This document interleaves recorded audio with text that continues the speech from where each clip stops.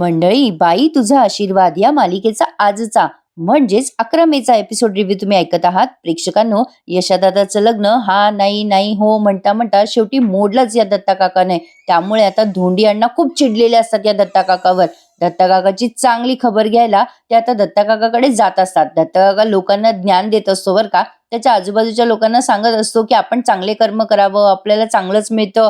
म्हणजे स्वतः तोंडाने तर वाईट कर्म करतोय, पण लोकांना मात्र सल्ले बघा कसे देतोय हा दत्ता काका. तेव्हा धोंडी अण्णा त्याच्याकडे राग राग बघून येत असतात बरं का, त्याच्या समोर समोर. आता हा दत्ता काका अण्णाला पाहून मुद्दाम चिडवत असतो. बघा पियताडा आलं, कसं झुलतंय, कधी पडल सांगता येत नाही. अण्णा मात्र खूप रागात असतो बरं का प्रेक्षकांनो. आता अण्णाने पाहिलं पाहिलं पाहिलं आणि दत्ता काकाकडे काठी उगारली बरं का, आणि जोरात दत्त्या म्हणून त्यांच्या दिशेने धावत सुटले. आता मात्र तो दत्ता घाबरला आणि दत्ता आता त्या आत्याच्या घरात जाऊन लपला.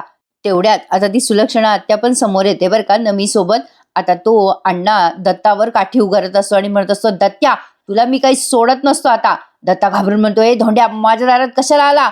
तेव्हा धोंडी अण्णा म्हणतो, आता तुला सोडत नसतो मी, तुला मारल्याशिवाय नाव नाही लावणार मी धोंडी अण्णा. तुम्हाला सांगितलं होतं मी, माझ्या पोराच्या लग्नाच्या आड येऊ नका, मध्ये मध्ये येऊ नका, पण तुम्ही काडी केली, लग्नात मोडता घातला, पाहुणं बिथरलं, आता मी तुम्हाला काही सोडत नसतो असं म्हणून आता ते काठी मारायला लागतात त्या दत्ताला. तेव्हा या आत्या मध्ये येते आणि म्हणते, अय धोंड्या चल माग होय, माझ्या दारात कशा पायी काडी मारतोय रे. त्यावर अण्णा म्हणतो, सुले बाजूला होय, नाही तर तुला मी काही सोडत नसतो. दत्ता म्हणतो, सुले सुले बाजूला नको होत, हा काही तुला मारणार नाही बघ, तू तू तू इथेच उभी राह. त्यावर सुलू म्हणते, ती आत्या तू नको काळजी करू रे, हा काही करत नसतो.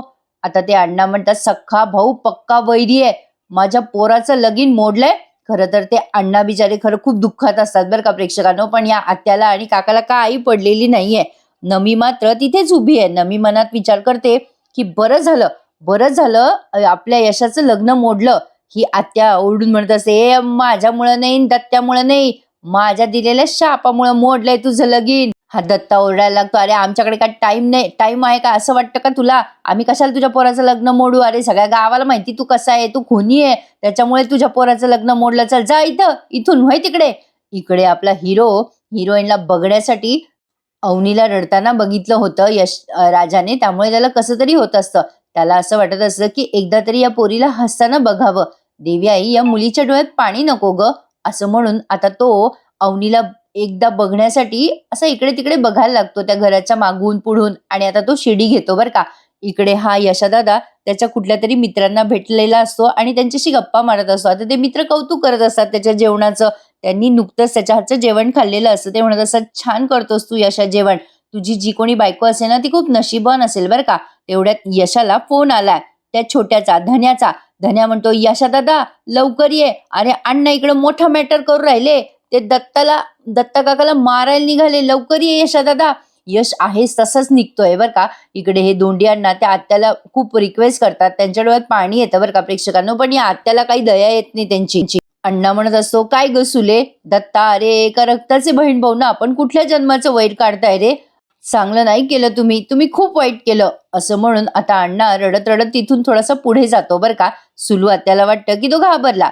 इकडे राजा वर खिडकीतून वाकून वाकून बघत असतो, पण त्याला दिसत नसते अवनी.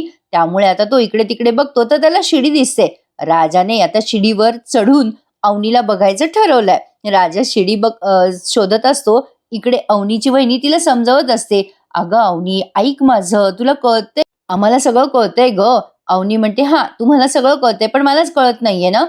त्यावर आता तिची वहिनी म्हणते, तुला एवढंच वाटतं ना अवनी की तो विवान तुझे लग्नानंतर स्वप्न पूर्ण करणार नाही.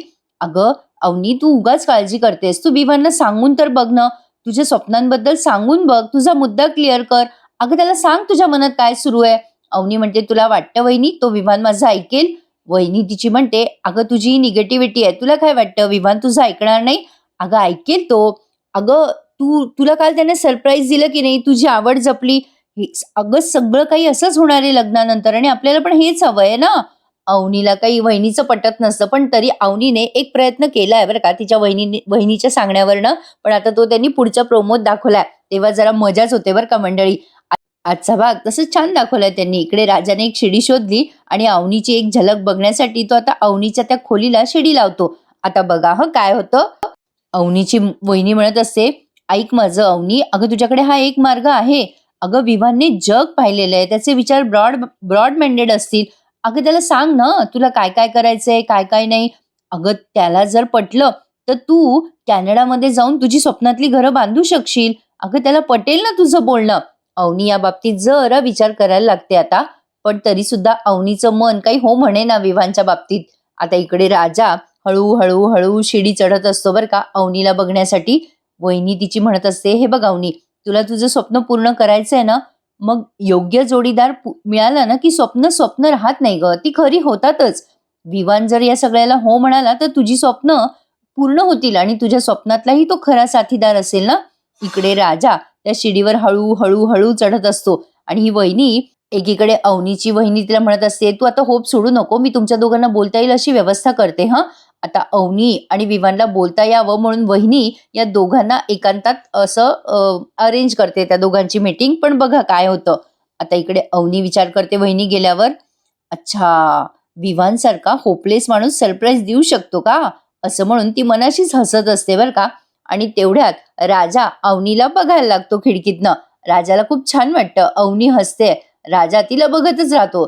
इकडे ही आत्या आता त्या धोंडी अण्णाला बघा कशी वाटेल तसं बोलते. ते धोंडी अण्णा इमोशनल झालेले असतात, त्यामुळे आत्या म्हणती, वा रे वा, स्वतःच्या पोराची लग्नाची वेळ आली तर आता आमचं घर करतोय का. तो दत्ता काका म्हणतो, ए धोंड्या, आमचा हिस्सा आम्हाला दे, नाही तर तुझ्या पोराचं लगीन होऊन देत असतो मी, रायटिंग मध्ये लिहून घे. आता मात्र तो अण्णा चिडतो आणि त्या दत्तावर काठी उगारतो. आत्या ती काडी धरत असते, इकडनं धन्या ओरडत असतो, अण्णा जाऊ द्या, सोडू द्या, कुत्र्याचं शेपूट ते सोडून द्या ना.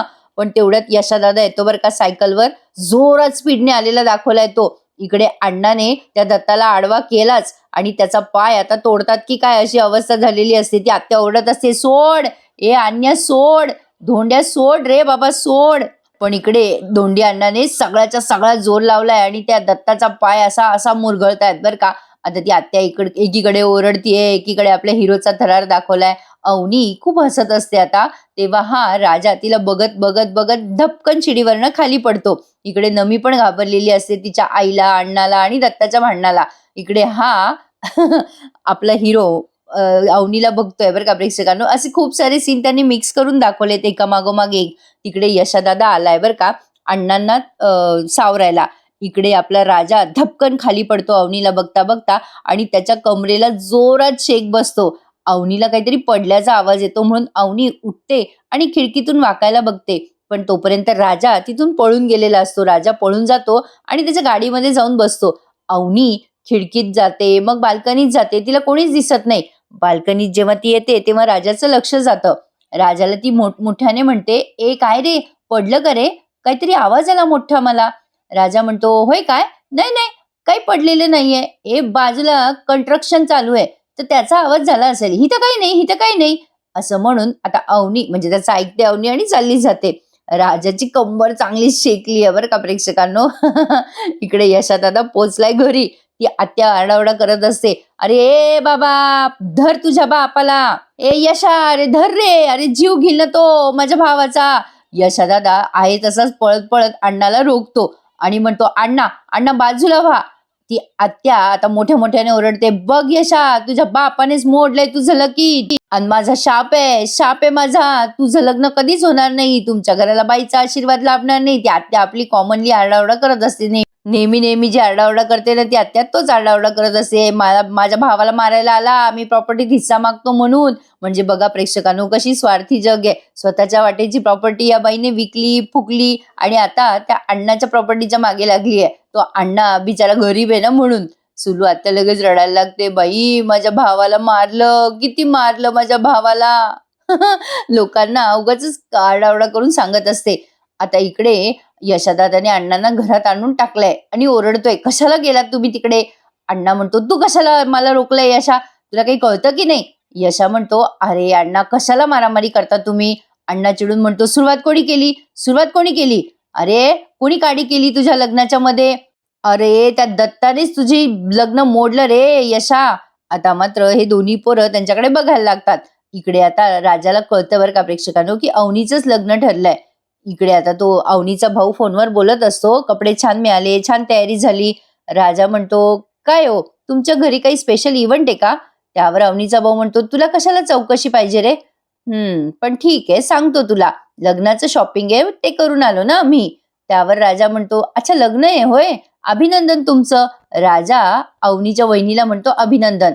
अवनीची बहीण म्हणते, माझं अभिनंदन? आणि मंगळसूत्र काढून दाखवते, हे बघ बाबा, माझं आधीच लग्न झालंय आमचं लग्न दोघांचं ऑलरेडी. चल रे बाबा, ऐक, मला तुझ्याशी बोलायचंय. त्यावर आता तो अवनीचा भाऊ म्हणतो त्याच्या बायकोला, अगं मलाही महत्वाचं काम आहे. ती वहिनी म्हणते, थांब जरा. आणि राजा एकदम विचारतो, काय हो, पण लग्न कोणाचं आहे? मग लगेच अवनीचा भाऊ म्हणतो, अरे तुला माहिती नाही, माझ्या बहिणीचं म्हणजे अवनीचं लग्न आहे. हे ऐकल्यावरती राजाला कसं तरी होतं. अवनीचा भाऊ म्हणतो, अरे माझ्या बहिणीचंच अभिनंदन कर. इकडे यशाने अण्णाला पाणी वगैरे आणून दिले. अण्णाला म्हणत असतो, अण्णा तुम्ही मोठे आहात ना, कशाला वाद घालताय? त्यावर आता अण्णा म्हणतो, ती सुलू एक नंबरची हरामखोर आहे, तुला कळत नाही का? यशादादा म्हणतो, पण जाऊ द्या ना, तुम्ही कशाला त्यांच्या नादी लागताय? अहो अण्णा, विचार करा. अहो कशाला राडे करता? आपली परिस्थिती काय आहे? कोर्ट कचऱ्या करायचे दिवस आहेत का आपले आता? अण्णा आता म्हणतो, मी नाही घाबरत त्या दोघांना. यश आता जरा डोळ्यात पाणी आणून म्हणतो, पण आम्ही घाबरतो ना अण्णा, तुम्हाला काही झालं तर त्याची त्याची भीती वाटते ना आम्हाला अण्णा. हे बघा अण्णा, तुमच्याकडे पहा, काय परिस्थिती झाली आपली, तुमचं वय काय झालंय, आता आपण सहन नाही करू शकत कोर्ट कचेऱ्या तारखा, सोडून द्या सगळं. आता या धोंडी अण्णाने यशाच्या खिशात हात घातला आणि काही पैसे घेतले आणि म्हणतात, औषध औषध घ्यावं लागेल आता. आणि जेवढे पैसे हवे तेवढेच काढले आणि बाकीचे पुन्हा यशाच्या खिशात टाकून दिले. यशाला समजत नाही, या माणसाला समजून सांगावं तर कसं सांगावं? बिचारा यशा या सगळ्या वेड्यांमध्ये एकटा शहाणा आहे असं म्हणायला हरकत नाहीये.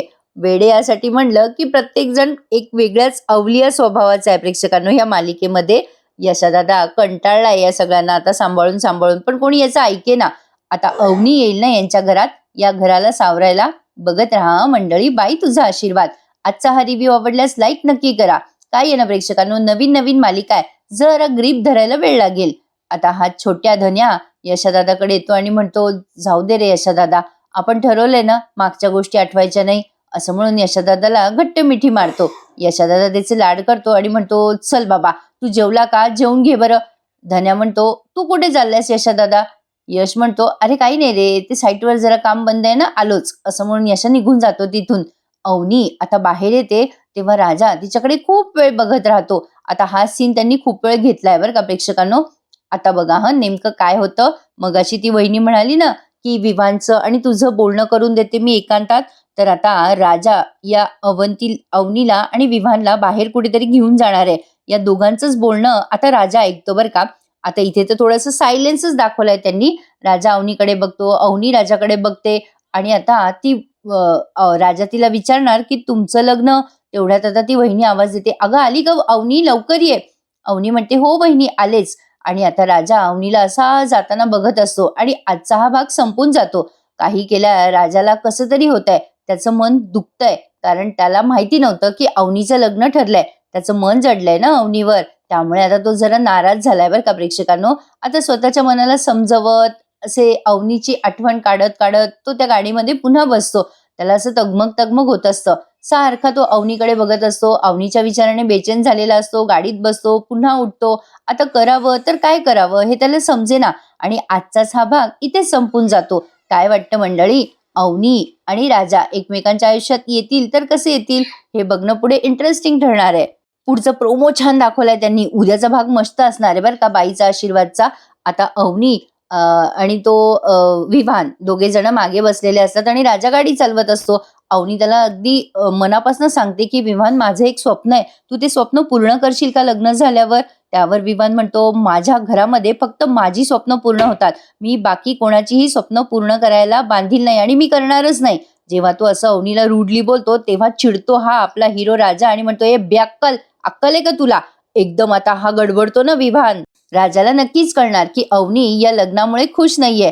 पुढचे एपिसोड बघणं इंटरेस्टिंग ठरणार आहे. कसा वाटला तुम्हाला हा आजचा एपिसोड रिव्ह्यू कमेंटमध्ये नक्की कळवा आणि आपल्या चॅनलला लाईक, शेअर आणि सबस्क्राईब करायला विसरू नका मंडळी. उद्या भेटूयात पुन्हा बाई तुझा आशीर्वाद या मालिकेच्या नवीन रिव्ह्यू मध्ये. तोपर्यंत टेक केअर हा मंडळी, काळजी घ्या स्वतःची. धन्यवाद.